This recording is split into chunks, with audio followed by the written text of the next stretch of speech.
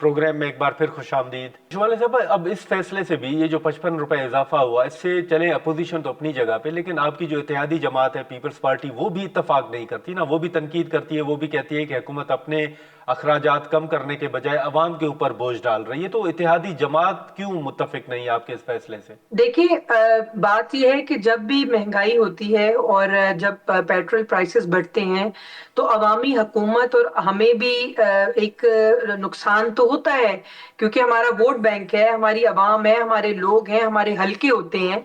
तो उसके अंदर से जो बराह रास्त एक जो तकलीफ है वो हम देख सकते हैं।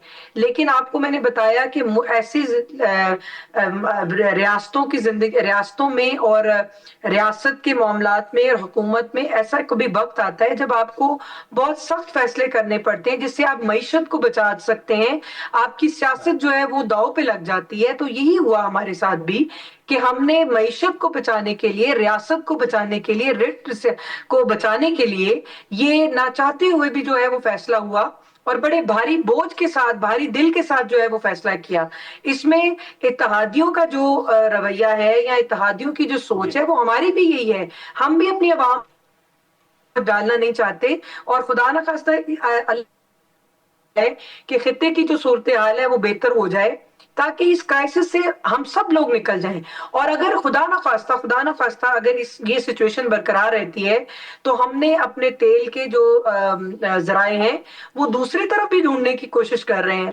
पाकिस्तानी जो हुकूमत है वो सिर्फ एक ही रास्ते की तरफ नहीं, अब हम अपने तवानाई के मुतबादिल जराए भी ढूंढ रहे हैं कि हमारी जो कौम है ठीक है। उसको पेट्रोल की तसलसल जो है वो बरकरार रहे, कहीं पे भी कोई शॉर्टेज और बंदिश ना हो, और कहीं पे जखीरा अंदोजी ना हो। इसके ऊपर भी चीफ मिनिस्टर पंजाब है और वजीर आजम है, उन्होंने बड़े स्ट्रिक्ट एक्शन लिया है।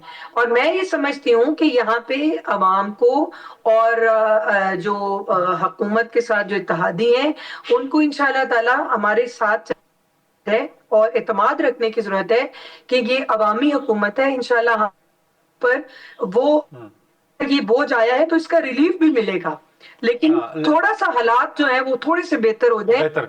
ठीक है, लेकिन शुबाला साहब चले, पीपल्स पार्टी के बाद अब जो दूसरी इत्तेहादी जमात है एमक्यूएम, उसको भी आपने गवर्नर सिंध को तब्दील करके तो नाराज तो कर दिया है। वो भी कह रहे हैं कि अब इस फैसले के बाद हमारा हुकूमत के साथ चलने का कोई जवाज नहीं बनता। तो आप देख रही हैं कि कोई एमक्यूएम सख्त फैसला करे? देखिए, एमक्यूएम जो है उनको हम बड़ी कदर की निगाह से देखते हैं, वो हमारे इत्तेहादी हैं, और उन्होंने हर मौके पे जो है वो साथ निभाया है। नहीं है कि मेजोरिटी नहीं है, हम हैं। मगर यहाँ पे आपको मैं बताती चलूं कि जो कामरान टिसौरी साहब थे वो सिर्फ जी। एमक्यूएम के ही नुमाइंदा नहीं थे, वो वफाक के नुमाइंदा थे, और वो कराची की बड़ी मशहूर जो है वो कारोबारी शख्सियत थे। और वो एमक्यूएम के कहने पे उनकी तैनाती नहीं हुई थी, ये ऑन द रिकॉर्ड बात है। और मेरा ख्याल है एमक्यूएम को इसके ऊपर एहतजाज जो है वो नहीं करना चाहिए। ये वफाक का इस्तेहकाक है और वजीर आजम का शुबाला साहब इस्तेहकाक फिर है। किसके उन्होंने कहने अपने पे तैनाती इस्तेहकाक हुई को थी? इस्तेमाल किया, और उन्होंने जो है वो गवर्नर साहब को तब्दील करके निहाल हाशमी साहब की तैनाती के ऑर्डर कर दिए। तो इसके अंदर एमक्यूएम को मेरा ख्याल है इसको जवाब नहीं बनाना चाहिए। बाकी नहीं शुबाला साहब, लेकिन अगर एमक्यूएम के कहने पर नहीं हुई तो फिर किसके कहने पर तैनाती हुई थी उनकी?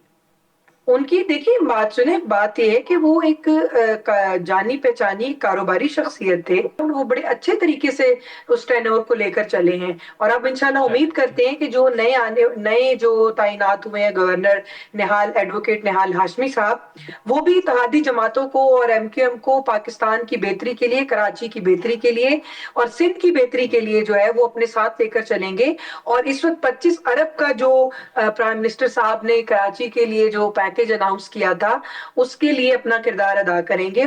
ठीक है, ठीक है शुमाइला साहिबा, बहुत शुक्रिया आपका वक्त निकालने का। नाजरीन, शुमाइला राना साहिबा की गुफ्तगू आपने सुनी। अब इस वक्त जो हालात हैं उसके बावजूद हमने जैसे गुफ्तगू की कि हुकूमत ने एक मुश्किल फैसला किया है कि जो कीमतें हैं वो बरकरार रखने के हवाले से जो फैसला सामने आ रहा है, फिर अब गवर्नर सिंध की तब्दीली के बाद एमक्यूएम के तहफ़्फ़ुज़ात तो हैं, लेकिन अभी जो है वो उस पर मामला आगे बढ़ते हुए या कोई हतमी फैसला एमक्यूएम की तरफ से सामने नहीं आ रहा। अब देखना होगा कि इस पर जो एमक्यूएम के मुशावरती इजलास होंगे उसके बाद बाकायदा तौर पर क्या कोई हतमी फैसला सामने आता है।